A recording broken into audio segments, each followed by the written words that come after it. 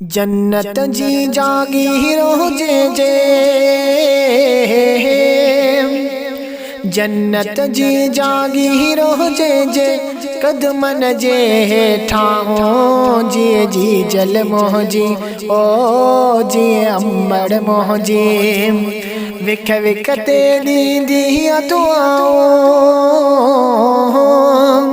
विख विख ते दी दुआओ, मूले छपर ऐं छाओ जिए जी जल मोहजी, ओ जिए अम्बड़ मोहजी। घर का जो निकरा तो पुट अल्लाह तो जो आई, जे जे उन साए में सो परवर पाक पनाही। तारन जे घेरे में जिया चंड जी आहे सुआई, हर फर्ज पड़ी गुर दी हम तोले रोज दुआई। ओ बचड़ा साईं सड़ाई तू जो थी दो,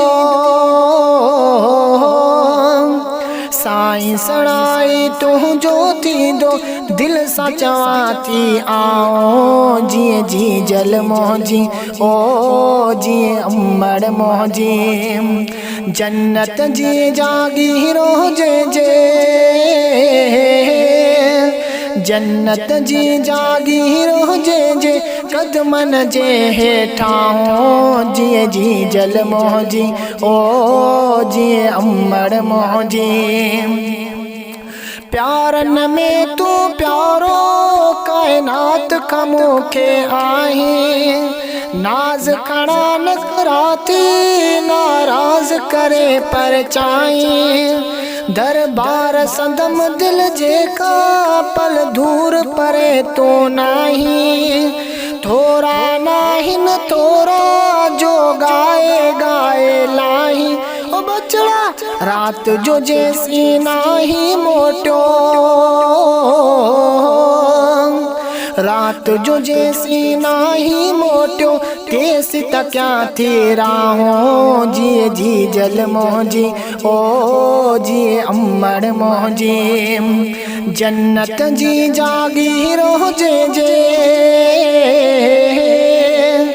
जन्नत जी जागी रोजे जे, कदमन जे हेठां जिए जी जल मोहजी, ओ जिए अम्बड़ मोहजी।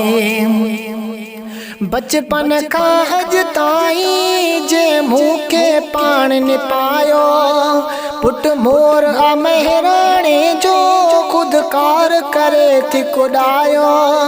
चांडो किए जे रातिन में जे चंड के भाल बनायो, सर्दियों में उतर साड़ी दड़का मूंखे किए बचायो। ओ बचड़ा सेज तो समझा पंहिंजे लाए, सेज तो समझा पंहिंजे लाए, लाए अमड़ जो ही बाहों जिए जी जल मोहजी, ओ जिए अम्बड़ मोहजी। जन्नत जी जागी रोजे जे, जन्नत जी जागी रोजे जे, कदमन जे हेठां जिए जी जल मोहजी, ओ जिए अम्बड़ मोहजी।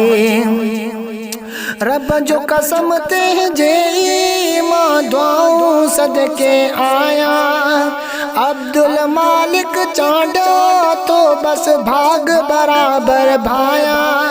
हमद नज़म न तू ही चा मुंहिंजी मजाल जुठाया, कुछ प्यारन दिल वारन सा तो महफिल के महकाया। ओ बचड़ा यार कदर क्यों अहिड़ियूं आहिनि,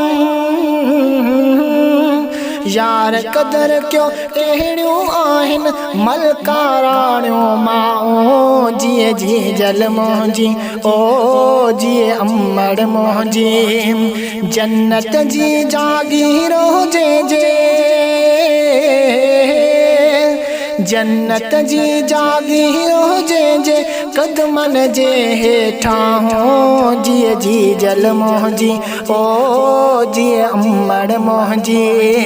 विख विख ते दी दुआओ, विख विख ते ॾींदी आ दुआऊं मूल छपर ऐं छाऊं जिए जी जल मोहजी ओ जिए अंबर मोहजी जन्नत जी जागीर हुजे जे